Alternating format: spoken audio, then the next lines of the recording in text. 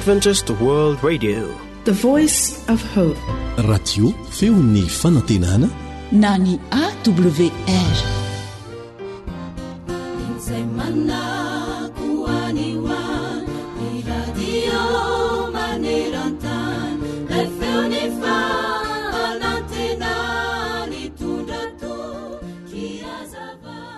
Tamin'ny 20 Jolay 3 dia nahazo baiboly anankiroa amin'ny teny anglisy sy amin'ny teny frantsay Radama Mpanjaka. Ilay manamboninahitra anglisy atao hoe Commandant Morson no nanome azy ireo baiboly ireo.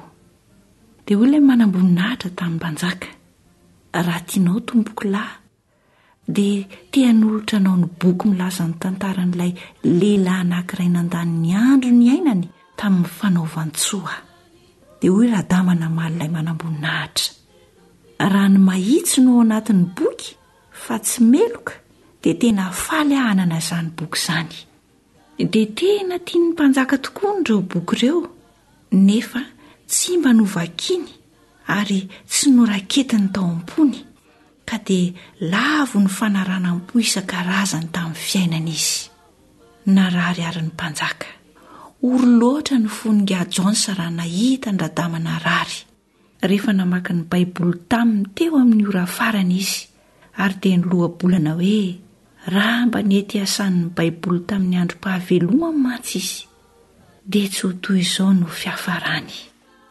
Eny tokoa, teo amin'ny tataovovonan'ny andro ny indrindra ny nahafatesan'ilay Mpanjaka, raha vao enina amby 30 taona monja izy. Nampalahelo anefa fa tsy niova fo tonga kristianina izy. Tsy nanova ny fiainany ny mahitsy tao anatin'ilay baiboly satria tsy noraketiny tao am-pony. Eny tokoa ry mpiaino an-tsaina, raha sanatria marary mafy efa ho faty ary tsy mareninina intsony ny olona anankiray vao hamakiny ny olona ny tenin'Andriamanitra, dia disorina loatra izany. Amin'izao anio izao indrindra no fotoana ilain'i Jesosy hanokafanao ny fonao, andraisanao ny teniny mba tsy ho tara loatra. Ka ilazanao amin'i Jesosy manao hoe ato am-poko no iraketako ny teninao mba tsy hanotako aminao. Salamo 8:20, ny 9:20.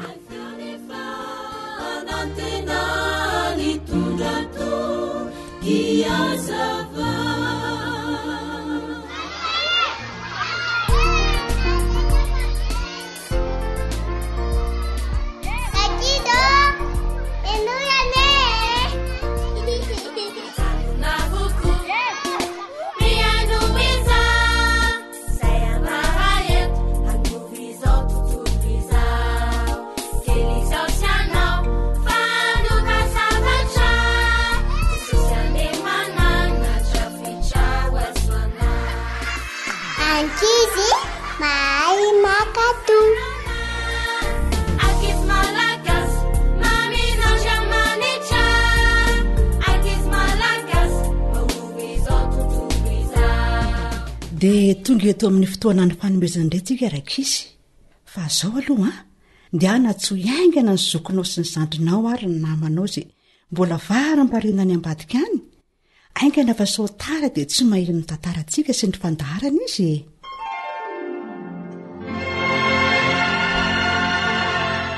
Asa famonjena.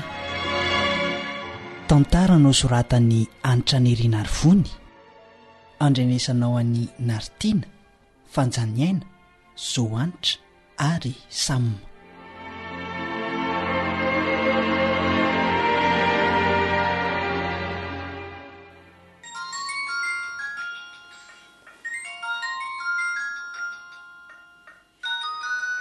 Allô? Ie, izy indrindra ty. Jared no anarako. Eny tompoko. Ho avy a? Neny tsy maintsy mandeha zao. Mbola vao amin'ny 4 maraina nge zao Jared. Ka mila famonjena neon'le olandry neny. Andeha hiakambo aingana tsy manino ny orona neny Ay, ka manaova mafana tsara re. So mangatsika eo ka manjary mikoaka any ianao. Lasaneny a Yo, andeha hiazakazaka de mifanena amin'ny dadatoa any. eny e. Mino a, mivoaza aloha ianao e.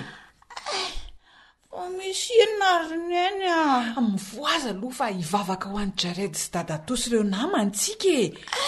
Lasa namonjy olona any izy.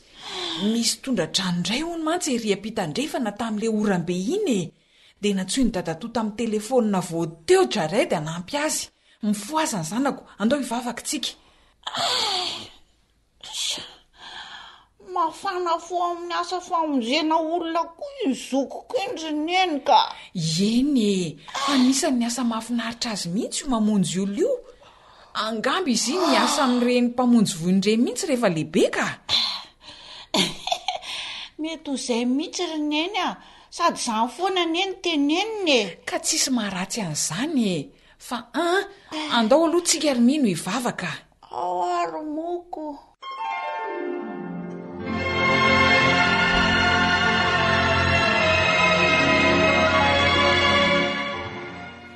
Andao angana fa so lasandrano ny olona e. Angana, midina ato anaty vedety ato fa andeha ho ery ampitsika hijery andreo olona ireo. Jesosy o, io itoeran'io iangany mba ho voavonjy ny olona rehetra ao. Mahery zany rivotra zany Jared fa mitazoma tsara sia. Dia zao ise miantsoantra na megafona ohatrany mahazatra ihany rehefa avy eo. So misy olona tavelany ho any. Zay a efa vonina tsara amin'ny asako ka. Jereo ake. Ay, ireo misy ankizy anankiroa mitovy taona am'se.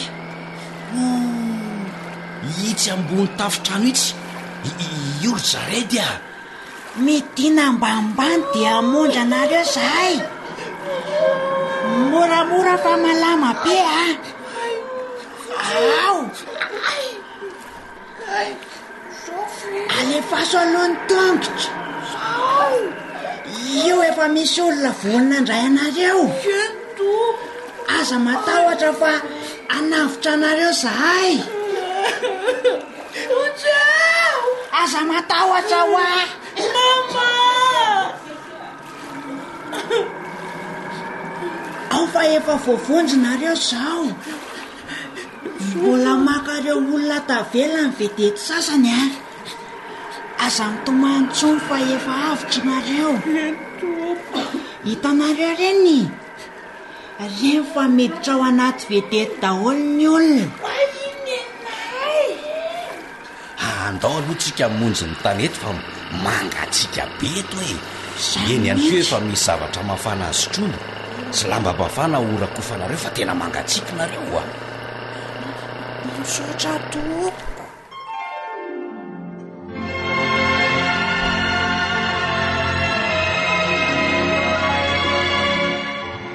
Tena iraka nampidi-dozy ny natao vao maraina iny a. Natahotra ihany a tamin'ny voalohany saingy Zay ary mahatsiaro fifaliana zao satria afaka namonjy olona. Zany e? Ie, afaka namonjy ireo ankizy nitovy taona tany koa. Iny, nanao izay mba vitako ihany a. Za aloha tena miaiky ny fahazotoanao mihitsy ry Jared amin'ity asa famonjena ataonao ty a. Tsara ka. Zany. Eny e, tsara nge mamonjy olona e. Za moa tsy hitako izay natao fa mivavaka ho anareo izay sy neny. Tsara kosa zany a. Mba samy manao izay vitany. Ie. Sady samy asa famonjena daholo ane zany ry miny. Eno a ie. Ie. Oe.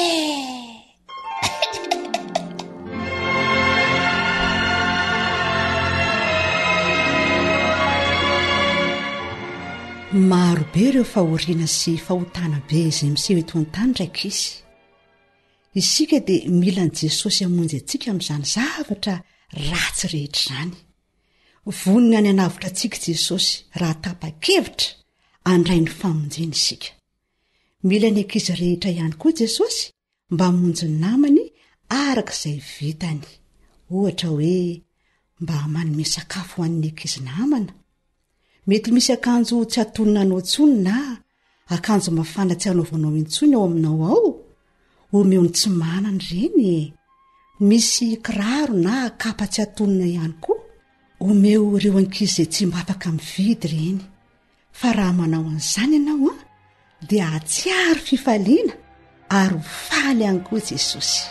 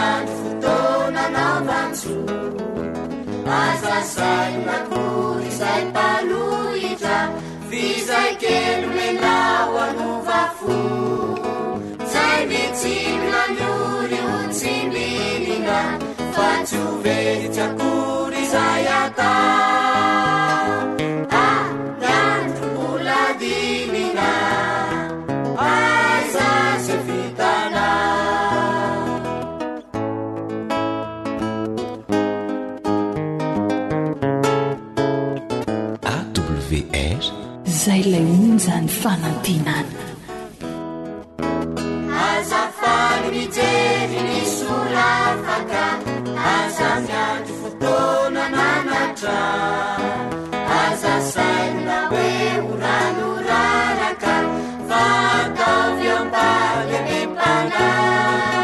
Zay mitsimina ny ory ho tsimbirina, fa tsy ho very tsy akory zay ata.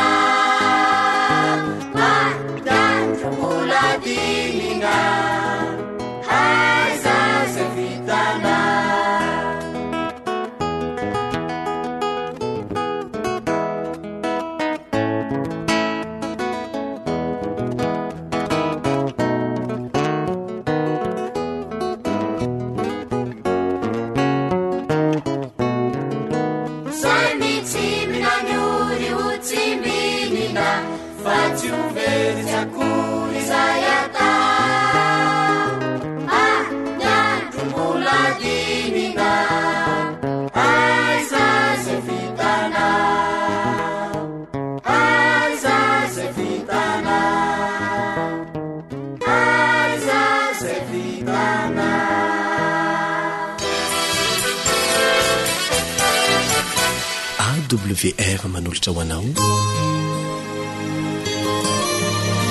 feon'ny fonantenana.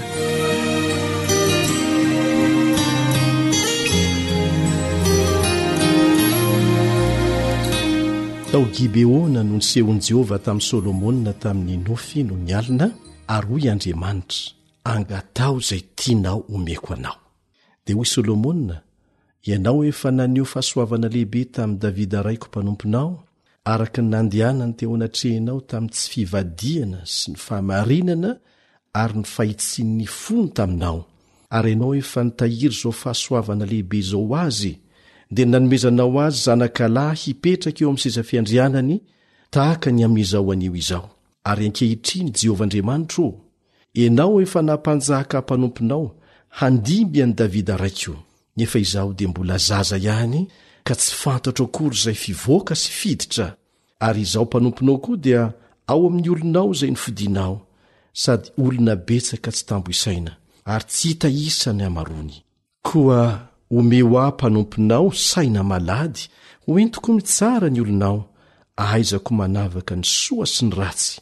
Fa iza moa no mahay mitsara izao olonao betsaka izao? Ary sitraky ny Tompo nangatahany Solomona an'izany zavatra izany. Mpanjaka voalohany 7:1-5 ka hatramin'ny 10.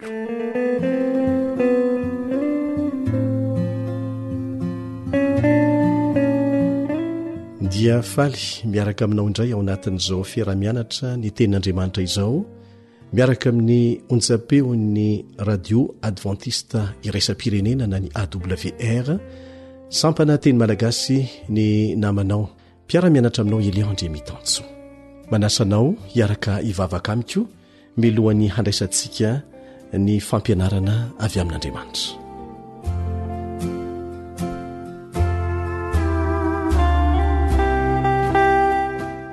raha inay izay ny an-danitro misotranao izay satria tombontsoa ary vaovao isa-maraina ny fahasoavanao aminay, tsy miankina amin'izay nataonay sy tsy nataonay fa miankina amin'izay nataonao anay. Mamelany elokay tompo ary ampo izay mba atsiaro mazava-dehibe an'izany fahasoavana vaovao isa-maraina omenao anay izany.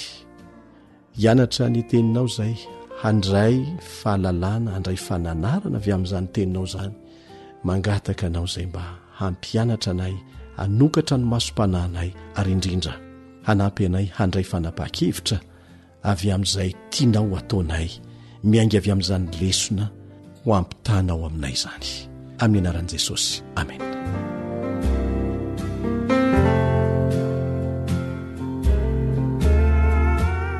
Amin'izao fotoana izao dia be dehibe ireo mpikaroka mandinika ny tsy ambaratelo ny Solomona, indrindra fa ny fahalalany sy ny fahendreny. Ireo izay tsy mino an'Andriamanitra moa dia tsy tia halala mihitsy izay voalaza ny tenin'Andriamanitra, fa dia ny manao fikarohana lalina dia lalina no ataon'izy ireo. Karohana daholy ny tantarany Solomona, ny arena ambanin'ny tany, mirakitra ny fahendrenana ananany, satria heverin'izy ireo fa avy amin'izany no mety ahitana ny tsy ambaratelo.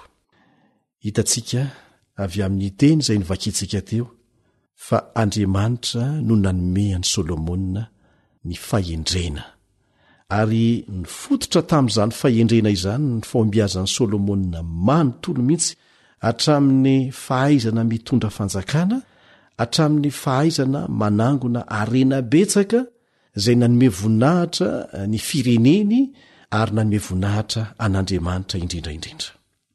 Ho an'ireo izay milaza fa mino an'Andriamanitra indray dia sahiran-tsaina ny aminy hoe ahoana reny fomba fivavaka Solomona ka nahatonga azy nahazo valim-bavaka tahaka an'izany. Ivereny vakina izay voalaza eo amin'ny Mpanjaka voalohany 7:7 sy 7. Mario tsara ny tonom-bavaka Solomona manao hoe nefa izaho dia mbola zaza ihany. Efa lahy-lehibe izy na mbola tanora aza. Dia izao no toy ny teniny, ko omeo ahy mpanomponao saina malady ho entiko mitsara ny olonao. Izaho dia mbola zaza ihany, ko omeo ahy mpanomponao saina malady ho entiko mitsara ny olonao. Maneho fanetretena sy ny faniriana fatratra hanome voninahitra an'Andriamanitra ny teny izay notonon'ny Solomona tamin'ny fivavahana nataony teo anoloan'ny alitara tany Gibeona. Io izany ny tsy ambaratelo.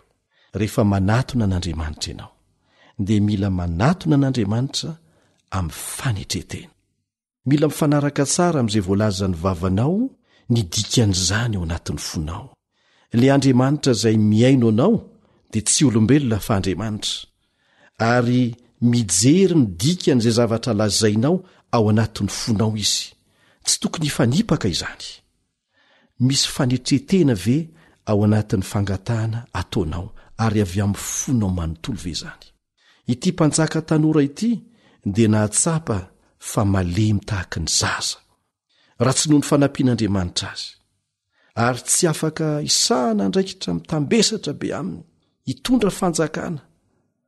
Fantany fa tsy ampy ny fahalalany ary ny fahatsapany ny fahalemena lehibe nananany dia nitarika azy angataka fahendrena avy amin'Andriamanitra.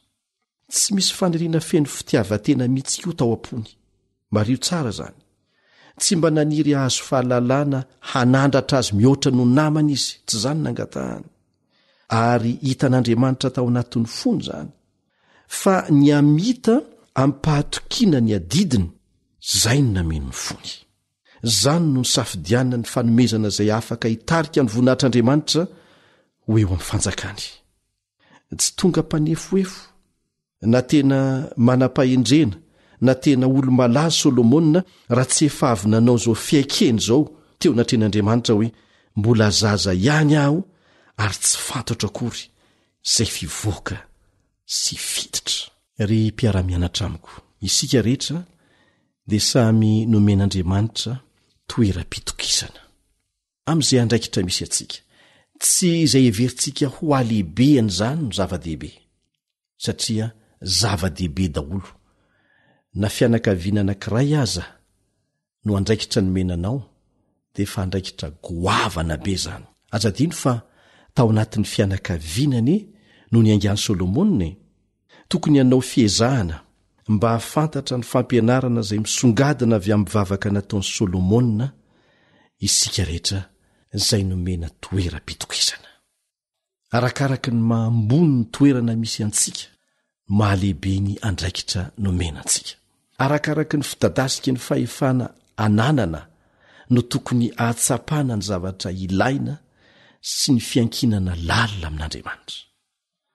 Aoka tsy anadinina ovinana isika, fa izay nandray andraikitra anankiray dia nantsoina mba hanana fitondrantena azo namany alaitahaka, ary hitondra tena eo anatrehan'Andriamanitra toy ny lehilahy na vehivavy anankiray izay mila ny hampianarin'Andriamanitra. Tsy ny toerana misy ny tena mantsy no manome ny fahamasinana na manome ny voninahitra sy ny fahefana nananao. Be dehibe ny olona miankina fotsiny amin'ny titra na ny toerana misy azy mba ahafahany mametraka ny fahefany amin'ireo olona izay entiny. Ny olona izay tantananao ane tsy adala ny akamarony, ary mahafantatra tsara fa mbola titra aloha no nomenanao, anaran'andraikitra nomenanao, fa mety mbola tsy hanananao mihitsy ny fahaiza-manao anatanteraka izay tokony atao anatin'izany. Fantatry ny maro zany. Noho izany dia ilaina ny mangataka fahendrena amin'Andriamanitra amin'ny mpanetretena, tahaka ny zaza izay ny toe-tsaina nentin'i Solomonina nangataka tamin'Andriamanitra. Fotsotra tahaka ny any zaza, tsy misy saritsarina fitiavatena, ary azon'Andriamanitra ny vakiana tao anatin'ny fony mihitsy izay nolazainy teo amin'ny vavany. Ary zany no isan'ny tsy ambaratelo lehibe azona valimbavaka, ary inona fa nianarany tamin'ny rainy, Davida rainy zany, araka ny voalaza ny Davida ao amin'ny Salamo 7:4, Salamo 7:4 manao hoe: aoka ny tenin'ny vavako sy ny fisainan'ny foko samy ankasitrahana eo masonao Jehova, vato lampiko sy mpanavitra.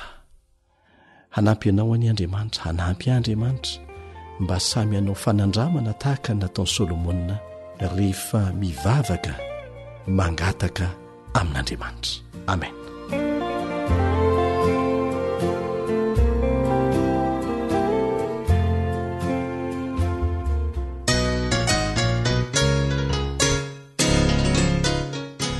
Groupe Interpel.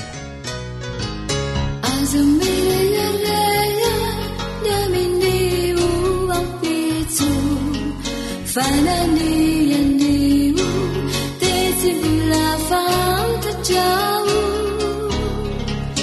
aukanulu kafa numbayderanau fatsangaminau fayandrainambatisani fatsangaminau faendranizani.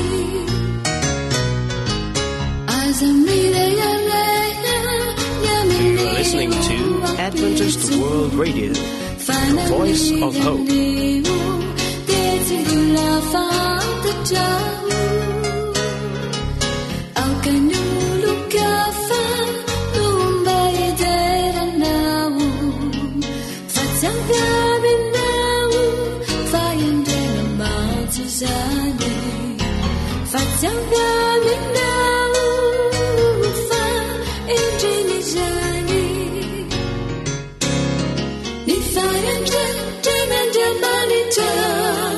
Dia la furari, timba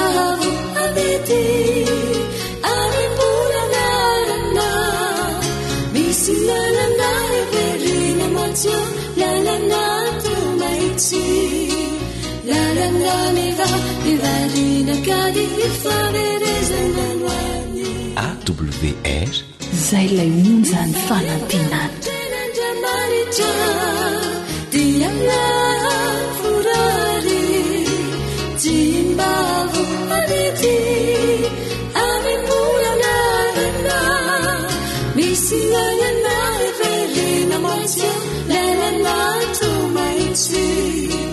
Lalanamiva vivarina kadi faverezanangwani Anjamani tawayo Anjamani tamayeri Izanuma yeri Tuvana aharizavovo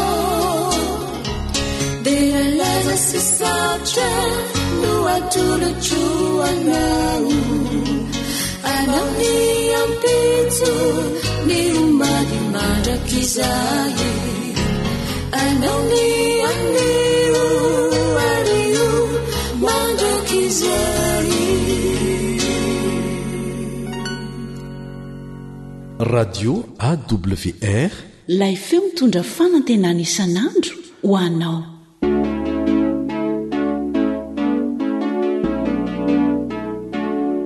Tanora mandray andraikitra mitondra fanantenana.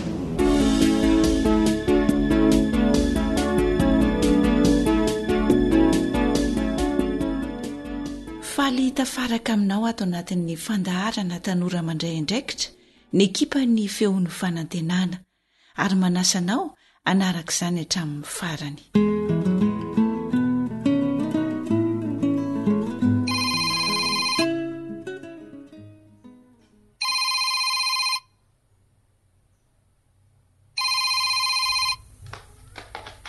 Allô, faly mandray anao ny feo amin'ny fanantenana inona no azonay anampiananao?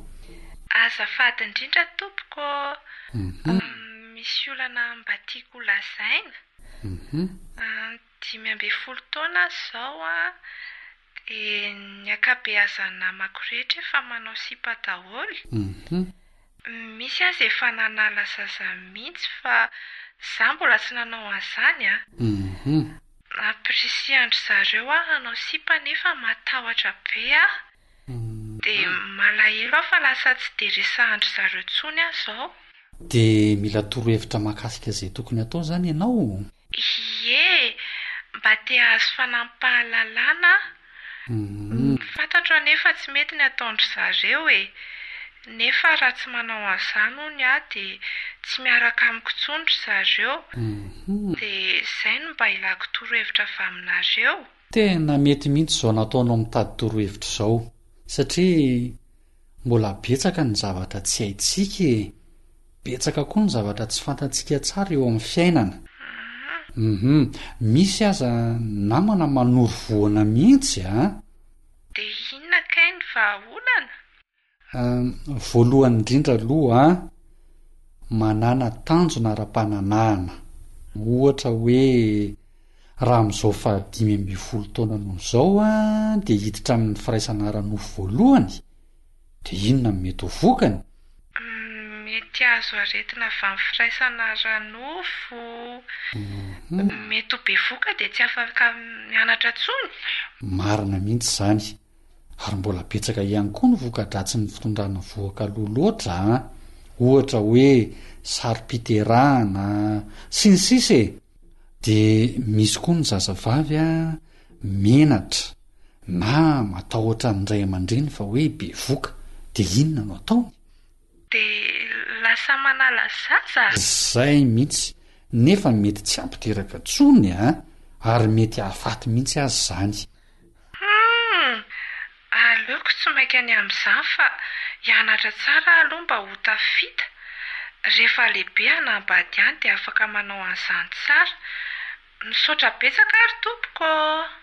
Eny ary afaka miantso anay foana ianao raha mbola misy zavatra tiana anontaniana na tsy mazava. Eny tompoko.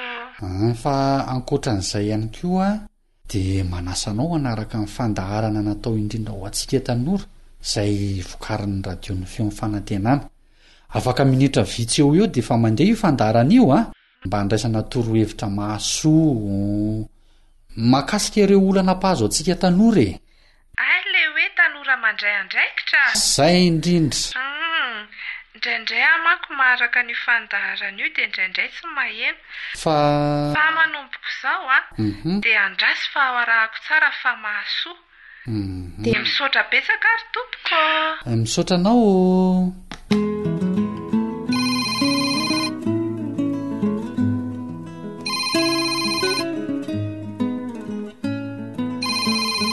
Allô, avy ety Marodera tompoko. Mba hiresaka kely amin'ny feo fanantenana azafady. Ny feon'ny fanantenana indrindra no mandray anao. Faly miarabanao. Manahoana tompoko? Manahoana? Inona no azonay atao anao e? Ny olako izany dia izao e. Tereny dadanay nambady lehilahy lehibe mpanan-karena izay. Nefa vao 19 taona. Inona re tompoko mba azonareo anampiana hafa? Tena misalasala be mbola te hianatra mantsy e. Fa inona hono ny antony? Za mantsy vavy tokana e. Dia mba te hanataranakaingana hono izy ireo. Sady te ahazo mahamenatra le izy e. Te ahazo omby maro avy amin'le lehilahy ho vadiko ry zareo. Zao Eny tompoko. Azonao atao tsara ny milaza n'izany fanirianao izany sy ny hevitrao amin'ireo ray aman-dreninao. Dia azavao aminy fa mbola te hianatra hoe ianao. Ary raha izao dia manambady dia hiteraka. Nefa mbola marefo dia marefo ireo taova ao anatinao ka tsy voninao amin'izany fiterahana izany aloha. Azonao izany? Dia raha mitondra vohoka loha loatra ny zazavavy dia mety hitera-doza ho azy izany. Izany? Dia inona ny loza mety hitranga re azafady? Mety ho sarim-piterahana ohatra ianao. Mety hiteraka tsy tonga volana rehefa miteraka loha loatra. Mety hanimba ny taovam-panananao ihany koa izany mety tsy hampiteraka anao intsony aza any aorianany. Ary ny zava-doza dia mety hitarika fahafatesana ho an'ny reny sy ny zanany ny vokatry ny fiterahana melo loatra. Ndray dia tsy mba noeritreretiny dadanay mihitsy izany Dia izao e. Eny tompoko. Resao ihany koa mamanao mba hanohana ny hevitrao. Azavao amin'ny tsara fa raha sanatria ianao vavy tokana io ohatra ny maninona dia tsy azo taranaka intsony izy. Ny taranaky ny omby mety ho azony fa ianao ho afoiny. Dia ho azavaiko amin'izy mivady tokoa izany fa tena marina mihitsy. Mino fa ho resy lahatra ry zareo. Misaotra indrindra to. Ie, dia izao e. Aleo aloha miandry kely ho feno 12 taona farafahakeliny izay vao manambady. Amin'izay ianao afaka manohy fianarana tsara. Ary hitanao nefa rehefa feno 12 taona any ianao mbola te hanohy hatrany ihany amin'ilay fianarana e. Dia ho tafita ianao dia afaka mividy omby. Avy eo manambady dia mahazo taranaka tsara. Raha mba taty aminay mantsy ianao dia nasaiko ny teny any dada sy mama mihitsy. Fa izao e. Eny toa.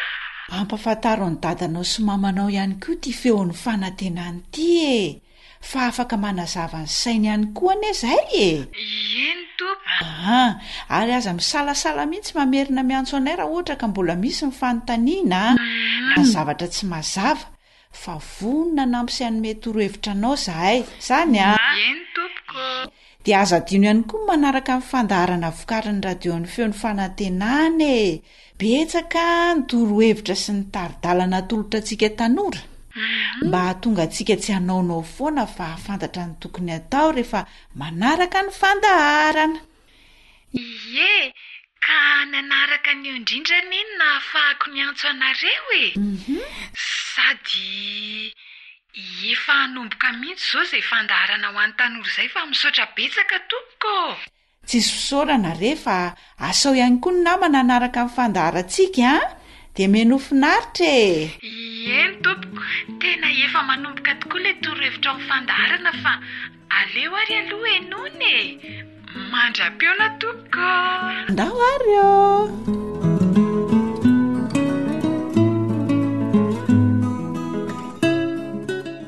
miaraba ny tanora rehetra mpanaraka ity fandarana ity fandarana izay natokana ho antsika tanora kanefa asaina koa ny lehibe mba hanaraka an'izany. Fantaniana mipetraka ao amin'ny sain'ny tanora maro ny hoe ahoana ny atonga tsy ho tafiditra amin'ny fahatsoana amin'izay zavatra rehetra ataoko amin'ny fanapaha-kevitra raisiko. Eo anoloany zavatra rehetra tiana ho atao na inona indrindra fa ny fankapanahy dia sahia mametraka fanontaniana amin'ny tenanao. Dia reto ilay fanontaniana fa ny tena zava-dehibe dia ilay fahasahiana mametraka fanontaniana amin'ny tena aloha. Fanontaniana voalohany dia ny hoe inona no antony hanaovako an'izany. Inona no antony hanaovako an'izany?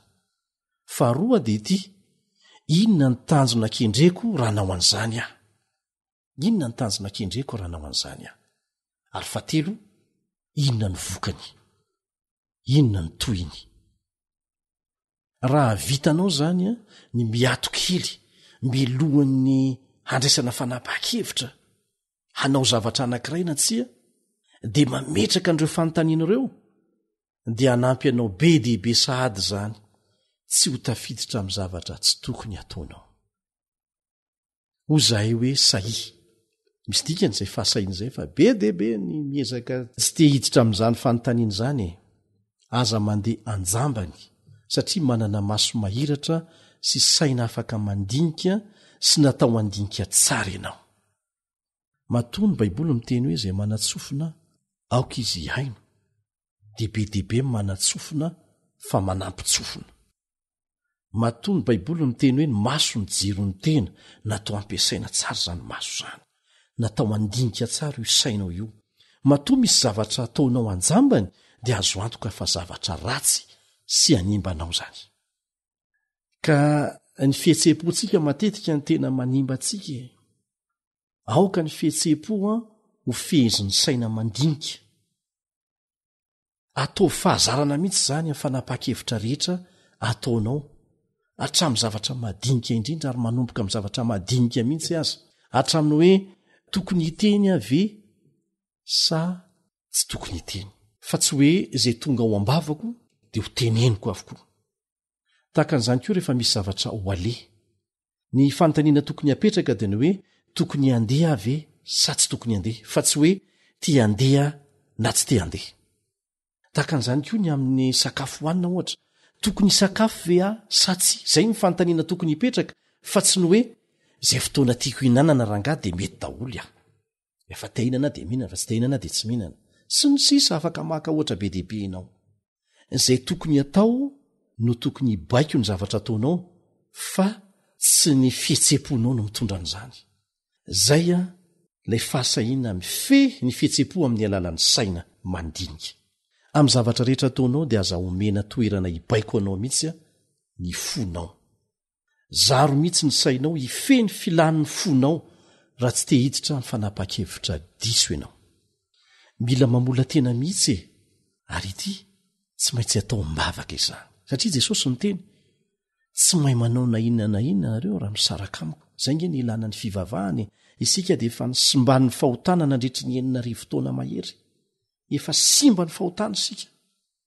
Dia raha tsy misy hery hafa ankoatra ny heriny tenantsika manampy antsika amin'ny fanapaha-kevitra sy ny ezaka ataontsika dia tsy tafavoaka isika. Rehefa avy mivavaka azo hery ahay mampiatra n'izany ianao dia tsy ho tonga ho azy aminao tahaka ny mazia zany akory. Fa rehefa avy mivavaka ianao dia mino ary rehefa mino ianao fa nahazo hery dia manaova fampiarana avy hatrany. Dia ho hitanao fa hanana hery ahavitanan'izany tsara kokoa ianao hatrany hatrany ary arakaraky ny andresenao no hitombon'ny herinao handresy hatrany. Inona ilay fampiarana? Zaro fehezin'ny saina ny fihetse-po, fa tsy rehetra mampietsika ny fonao dia rahanao daholy, ataonao daholy, ho very amin'izany ianao. Anisan'ny fomba tena mahomby ahafahantsika tanora miaro tena amin'ny hery miasa mangina manimba avy amin'ny namandratsy sy ny fakapanahy ny fananana tanjona mazava ho tratrarina eo amin'ny fiainana. Amin'ny lafiny rehetra mihitsy io ara-batana, ara-tsaina, ara-panahy, ara-tsosialy, ara-pihetsepo, ara-tsosialy na ara-piaramonina ihany koa ilazana azy. Azo arina amin'ny varavarana miaro ny tranonao tsy ho azo ny fahavalo idirana ireo lafiny 5 mandrafitra amin'ny maha-olona anao ireo: ara-batana, ara-tsaina, ara-panahy, ara-tsosialy, ara-pihetsepo. Na mafidy tsara aza ny varavarana 4 kanefa zara raha mihidy ny varavarana anankiray dia tsy maintsy ho tafiditry ny fahavalo ihany ny tranonao. Tsy maintsy ataonao mafidy avokoa izany ny varavarana 5. Dia ahoana no ampiarana an'izany ho ianao? Tsotra dia tsotra. Manapa-hevitra hametraka tanjona azo tratrarina tsara isan-taona amin'ireo lafiny 5 mandrafitra amin'ny maha-olona anao ireo. Ohatra, eo amin'ny lafiny ara-tsaina dia atao hoe tsy maintsy mahay teny pirenena anankiray aho amin'ny faran'ny taona. Midika izany fa tsy maintsy manokana fotoana ianarana an'izany aho zany isan'andro. Dia apetraka ao ny tanjona isa-3 volana. Ohatra hoe raha 90 no isan'ny lesona rehetra dia tsy maintsy mahavita lesona 320 aho zany isa-3 volana. Farafakeliny, zany hoe raha mahavita anankiray isan'andro aho dia azoko antoka fa ho tratrako tsara zany. Tsy resaka fianarana teny-pirenena ihany fa mety isy zavatra izay ny safidianao manokana na resy lahatra anao ianaranao ho an'ny ara-tsaina. Dia toy izany koa nanaovanao ny lafiny ara-batana. Mila mametraka tanjona mazava ianao. Tafiditra ao anatin'izany ny fitaizam-pahasalamana izay ilana ezaka manokana sy maharitra, fanatanjahantena, ny karazan-tsakafo tokony hohanina sy ny tsy tokony hohanina, ny torimaso ampy sy ny sisa. Be deaibe ny fitsipika ara-pahasalamana izay ilanao fanapaka-hevitra entitra ny fanarana azy, ilana faharetana mba hisy vokany. Dia amin'ny lafiny rehetra mihitsy amin'ireo velaram-piainanao 5 ireo dia manova tetikasa misy tanjona mazava. Dia soraty mihitsy, dia ataovy petadrindrina ao amin'ny efitranonao ho hitan'ny maso matetika ireo tanjona napetraka ao ireo, mba ho tsaroanao foana sy anaitranao raha sendra variana ianao. Aza kivy raha sendra tsy vita ilay izy ndray andro na tsy vita herinandro, tsy olana izany. Ny zava-dehibe dia izao hoe tohizana foana lizy, tohizana foana lizy, farany lasa fiainana, lasa fahazarana lizy. Ny fiainana tsy misy tanjona dia tahaka ny lakana tsy misy fivoy. Misosa ihany izy, saingy tsy maintsy any-akadindriana lalolany ny efarany.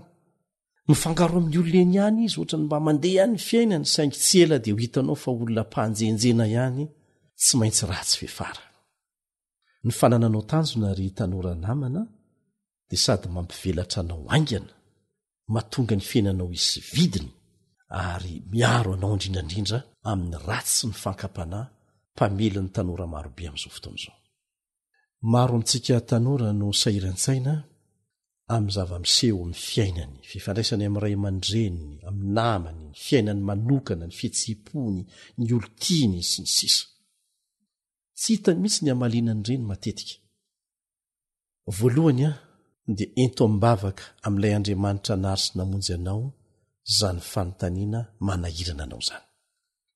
Andriamanitra koa nefa dia matetika mampiasa olona manodidina anao mba hamaly andreny fanontaniana ireny. Hanampy anao amin'ny fahamaliana fanontaniana sarobaliana ny ray aman-dreny, ny zoky, ny mpanabe tsy mpanararoatra, satria misy dia misy ny mpanararoatra fahalemen'ny tanora.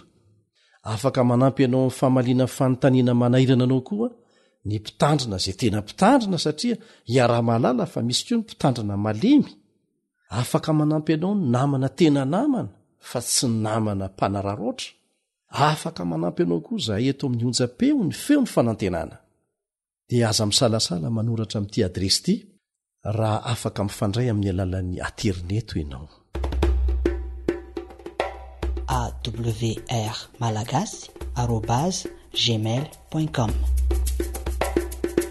na soraty an-taratasy dia alefaso amin'izao adresy izao: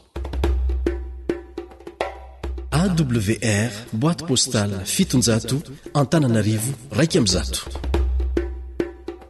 na koa manorata amin'ny adresy Facebook AWR malagasy. Azonao atao tsara koa ny mandefa SMS ary efa BDB nareo no manao an'izany. Ry tanora namako, azonao atao no miantso mivantana ny radio feo ny fanantenana amin'ny alalan'ireto laharana ireto: 034 06 797 62 033 37 16 13. Vonina no mety roa hevitra anao zahay.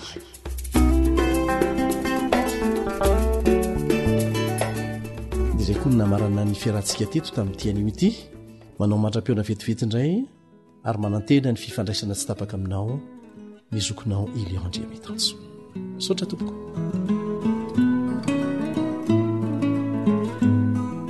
Ny fanirianay ho an'ny tanora rehetra manaraka izao fandaharana izao dia mba ho tanora anam-pahendrena, mpandray andraikitra eo amin'ny fiainany, ho modelin'ny namany noho ny fahasoavana sy ny fanampian'Andriamanitra. Dia misaotra anao nanaraka ny fandaharana ho antsika tanora teto, niaraka tamin'ny teknisianina Rila teo amin'ny lafin'ny teknika, fanja no nanolotra izany fandaharana izany ho antsika teto, tompon'andraikitra Elion Andriamitanso.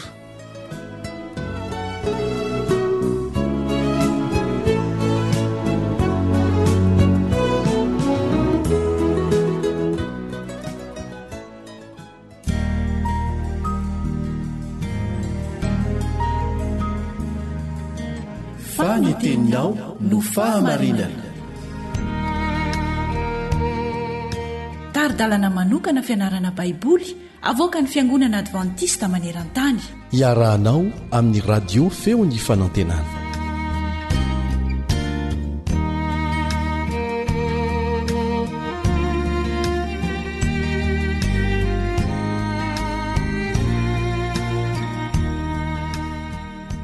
Mitoy ny fiarahantsika mianatra makasika ny fahatokiantsika ilay tsy hitany masontsika kanefa miasa mahery eo amin'ny fiainantsika. Miaraka aminao hatrany ny mpiara-mianatra aminao Elion Andriamitanso.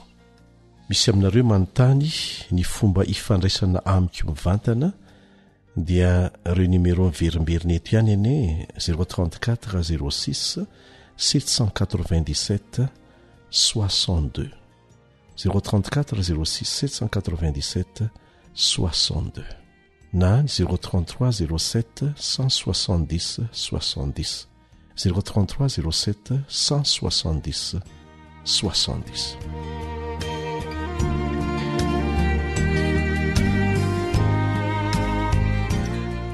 Mipetraka ny fanontaniana am'lesitsika amin'ity anio ty manao hoe ahoana izany hoe mametraka amin'Andriamanitra ny fanahintsika rehetra izany, ny fanahiana rehetra mihitsy, ary Jesosy mihitsy nampanantenana izany. Tena azo atao tokoa ve zany? Ny valiny dia eny tompoko. Saingy hoy ny maro hoe toa-tsotra loatra ka tsy mampino. Izay tsy finoana izay no hany olana. Izay tsy finoana izay no hany olana. Misy petadrindrina ataon'ny olona sasany na koa atao amin'ny alalan'ny karta kely. Ny sasany apetany ao an-trano mihitsy zany manao hoe atao inona moa zany ny vavaka raha mbola azonao atao ny misahirantsaina. Ataonao inona ny vavaka raha mbola azonao atao misahirantsaina. Mety mahatsikaiky ny maro amintsika ny mandrean'izany kanefa zava-misy zany. Satria fantatsika tsara fa matetika no be fanahiana isika fa tsy manana fironana avy hatrany hanatona an'Andriamanitra hametraka aminy tebitebitsika rehetra. Izy Jesosy tena mihitsy anie no ny teny mivantana hoe apetrao amiko ny fanahinareo rehetra. Tsy misy dikany mety ho hafa izany fa tena mivantana zany resaka zany. Apetrao amiko ny fanahinareo rehetra. Tsotra loatra ve ka tsy mampino ianao? Nisy olona anankiray nilaza hoe rehefa feno fatopatotra ny fiainanao izy dia ento amin'Andriamanitra ary avelao izy hamahany fatotra rehetra. Ary marina zany. Maniry fatratra ny anao an'izany ho asy ho anao tokoa Andriamanitra amin'ny fotoana rehetra, tsy sasatra amin'izany izy. Magaga nefa fa vitantsika ny miziriziry, mifikitra trany amin'ireo olana mamatotra atsika, mampavery hevitra tanteraka atsika. Ary rehefa tena lany hevitra sy lany aika isika avy mipopopopo miakavisy miakavanana, zay vao mitotototo eo amin'Andriamanitra. Sofa tsy olona tahaka atsika Andriamanitra, fa raha olona dia asa zay lazainy antsika hoe efa avy tarizitariva ianareo vao makaty na mety ho rasy noho izany aza ny valiteny omena raha olombelona. Saingy tsy takan'izany le Andriamanitsika, mandray antsika ampitiavana izy. Tsaroako eto ilay zanakadala zay nataon'i Jesosy ohatra, navelan'ny rainy handeha hanara-po amin'izay heveriny fa mahafinaritra azy, nentiny dolo ny anjara lovany rehetra, nanara-po tamin'ny adalàna rehetra tany. Rehefa lany ny fananany, lozan'ny olona, lozan'ny namany, dia nieritreritra izy hoe any an-tranony raiko zao na ny mpanompo aza dia mbola sambatra lavitra noho izaho, andeha hody any amin'ny dada nge tsara fanahy. Iny ohatra nataon'i Jesosy iny dia mampiseho ny toetra an'Andriamanitra. Miandry antsika amin'ny fotoana rehetra izy, tsy mandatsa. Ary ao anatin'iny ohatra iny dia lazain'i Jesosy mihitsy hoe raha mbola lavitra ilay zanany dia avy niazakazaka ny tsena azy izy. Zany hoe raha mbola vao mikasa ianao, izy raha teo inge mametraka ny fikasana ao an-tsainao ary manao dingana kely fotsiny azy ianao manatona azy, izy efa miazakazaka ny tsenanao, tsy miandry ianao ho tonga eny aminy. Zany ilay Andriamanitsika. Manasanao hamaky izay voalaza ao amin'ny Petera 2:5-7. Petera 2:5-7. Ary apetrao amin'ny fanahinareo rehetra fa izy no miay anareo. Manamafy izay fanlazain'i Jesosy anie zany. Ary efa voalaza milohany amin'ny testamenta taloha zany teny zany no nalain'i Petera. Salamo 5:20. Salamo 5:20. Ny tiana ho lazaina dia izao, miverimberina ao amin'ny tenin'Andriamanitra mihitsy ny fanentanana antsika ametraka ny fanahiana rehetra eo am-pelantanan'Andriamanitra. Dia averina indray tahaka ny zaza anankiray mametraka ny fitokisany manontolo ny reniny zay mitrotro azy eo am-pifony. Misy afatra fototra mipetraka ao antsika eto, ary anampy antsika atakatra n'izany ny fanazavana mazava tsara mihitsy nomeny Jesosy eo Matteo 5:5-7. Matteo 5:5-7. Vakitsika. Noho izany dia lazaiko aminareo hoe aza manany amin'ny ainareo. Jesosy mihitsy eto no miteny aza manany amin'ny ainareo, dia izay hohaninareo na izay hosotroanareo na ny amin'ny tenanareo dia izay ho tafianareo, moa ny aina tsy mihoatra noho ny anina va, ary ny tena noho ny fitafiana. Dia toy izany ihany ny teniny, tsy njovo ny voromanidina, fa tsy mba mamafy na mijinja na mitona ho any an-tsopitra ireny, ary ny rainareo izay any an-danitra mamelona azy, moa tsy mihoatra lavitra noho ireny va ianareo. Ty teny ity dia tena mampieritreritra lalina mihitsy. Tsaroako foana io teny io, isaky ny mifo maraina mahita ireo voromanidina misiontsioka falifaly mitady ny sakafo izay omen'Andriamanitra azy. Tahaka an'izany eny ny tian'Andriamanitra ho ataontsika, fa mihoatra lavitra noho ny voromanidina isika, tsy mba mamafy ireny, tsy mba mijinja, tsy mitono any an-tsopitra, fa Andriamanitra mamelona azy. Dia lazain'i Jesosy eto fa mihoatra lavitra noho ireny isika, nahoana isika no kely ny fatokisantsika azy. toy izan'i Jesosy ihany ny teniny. Ary iza ho aminareo ary, na de manahy mafy aza, no mahay manampy ny andro iainany na de kely monja aza. Ary marina zany, ny kalsioma manolany, ny tena me mahi, ny volo me fotsy, ny aretina hafa tonga ihany koa, anisan'izany ny kansera. Zany fotsiny vokany fa tsisy tombontsoa azo avy amin'ny fanahinana kely aza. Tsy mampitombona andro na minitra ray na segondra ray amin'ny andro iainantsika aza, fa mampihena. De toizantsika eo amin'ny 1920 ary nahoana no manany amin'ny fitafiana ianareo? De nio tsara ny faniriny voninkazo eny an-tsaha, tsy mba miasa na mamoly reny, nefa lazaiko aminareo fa na de Solomona natao amin'ny voninahiny rehetra aza, tsy mba nitafy tahaka ny anankiray amin'ireny.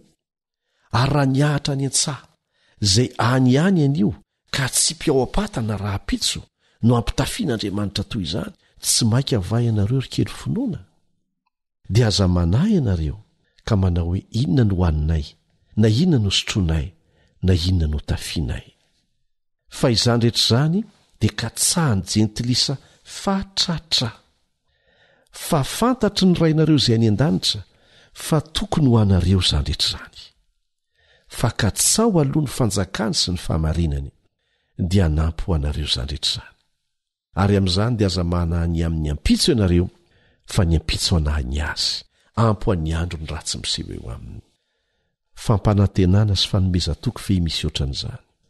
Ny hoe apetrao ny hevitra zany eto dia tsy miova, fa hoe apetrao ihany. Avelao, atolory, mba tsisy fifampikasoana aminao itsony zay nahatonga lahedry sy ahiata ao aminao.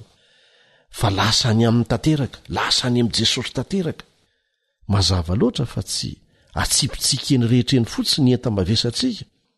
Tsy manjavona fotsiny amin'izao koa zany ahiahy zany, fa apetraka eo amin'ny toerana azo antoka eo amin'le raitsika izany. Zay manome toko fa hamany olana rehetra, izy tsy miteny hoe sasatsasany ihany mba meo ahy fa tsy vitako ny sasany, fa ny rehetra.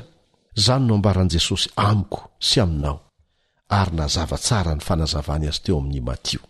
Ny olana dia tsy hoe sarotra ny manao an'izany, fa toa mora loatra aza, toa kanto loatra, ka tsy mampino, dia lasa tsy ataontsika. Izay ny olana. Antony maro samihafa ny mahatonga ny tebiteby, mety avy amin'ny fandodonan'ny asa ohatra, mety ho tsikera tsy nampoizina, tena fanaratsiana ary zao ny fanaratsiana mandeha be mihitsy. Angamba koa tsapanao tsy ilaina na tsy misy pitianao, na misy olana ra-pahasalamana, na olana rabola, mety ho fahatsapana ny tsy fahamendreno anatren'Andriamanitra koa zany hoe za dia manota lava, na fieverana fa tsy voavela ny elontsika. Zany rehetra zany dia azontsika omena azy, zato isan-jato. Na inona nefa antony, dia anisan'ny mahatonga antsika hifikitra amin'ireo olantsika ny fiheverantsika fa tsy misy mahay mamahatsara n'izany olan'izany akoatra ny tenantsika, na ny namantsika ny manaraka an'izay, na ny olona manam-bola manodidina antsika na ny manam-pahefana. Farany vao makany amin'Andriamanitra isika, aoka ampifamadiana izany toe-javatra izany, aoka hitodika mivantana eo amin'ilay tompony vahaolana rehetra. Ny antony tsy tokony hampana asa ianao dia izao, Andriamanitra ny miahy antsika, ary tsy nasiany fepetra mihitsy amin'ny fangatahany antsika hametraka ny fiahintsika rehetra eo aminy. Ataovy izany dia ho hitanao ny vokany. Amen.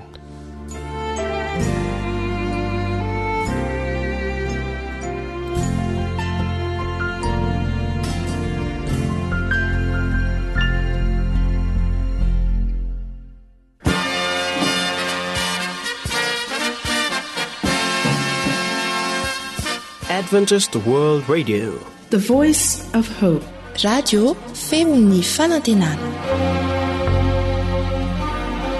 Ny farana treto, ny fanarahanao ny fandaharan'ny radio Feo Fanantenana na ny AWR amin'ny teny Malagasy. Azonao ataony mamerina miaino sy maka maimaimpoana ny fandaharana vokarinay amin'ny teny pirenena mihoatriny 100 amin'ny fotoana rehetra. Raisoaryn'ny adresy ahafahanao manao izany: awr.org na feofanantenana.org.